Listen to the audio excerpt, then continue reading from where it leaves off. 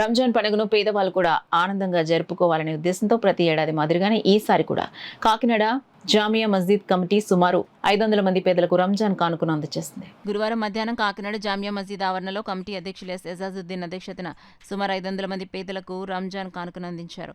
ఈ సందర్భంగా ఎజాజుద్దీన్ మాట్లాడుతూ మసీదులో ప్రతి శుక్రవారం బైతుల్ మాల్ హుండీలో వచ్చే ఆదాయం ద్వారా ప్రతి ఏడాది రంజాన్ మాసంలో పేదలకు రంజాన్ కానుక కింద రేషన్ సరుకులు అందించడం జరుగుతుందని వివరించారు.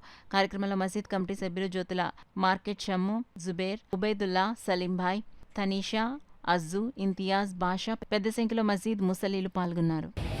కాకినాడ జామియా మస్జిద్ అధ్యక్షుడు ఏజాజుద్దీన్ తరఫున మీ అందరికీ సలాంలు అందజేస్తున్నాను. ఈ పవిత్రమైన రంజాన్ నెలలో కార్యక్రమాలు చాలా చేస్తూ వస్తున్నాను. ఇందులో ఒక కార్యక్రమంగా ప్రతి సంవత్సరం చేపట్టే కార్యక్రమం ఇది.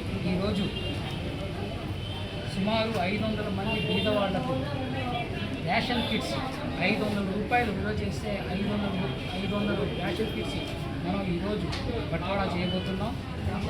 బీదవాళ్ళు వచ్చున్నారు, వాళ్ళు ఫోటోలు ఇచ్చి ముందుకు తీసుకెళ్తారు. జామియా మస్జిద్ కానుక ఇది ప్రతి సంవత్సరం ఇవ్వబడుతుంది. ఈ సంవత్సరం కూడా దేవుడు దయ మా మీద కృషిస్తున్నారు కాబట్టి మనం ఈరోజు ఇవ్వగలుగుతున్నాం.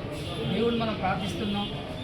దేవుడు ఇలాగే మనకి ఇలాంటి అవకాశాలు కల్పించాలని, మన బీదల్ని రంజాన్ నెలలో బీదల్ని బాగా చూసుకోవాలని, ఇస్లాం యొక్క పవిత్రమైన గ్రంథం ఖురాన్లో చెప్పబడినట్టుగా బీద సాధనని చూడాలన్న ఉద్దేశంతో మనం ఈ కార్యక్రమం చేపట్టాం.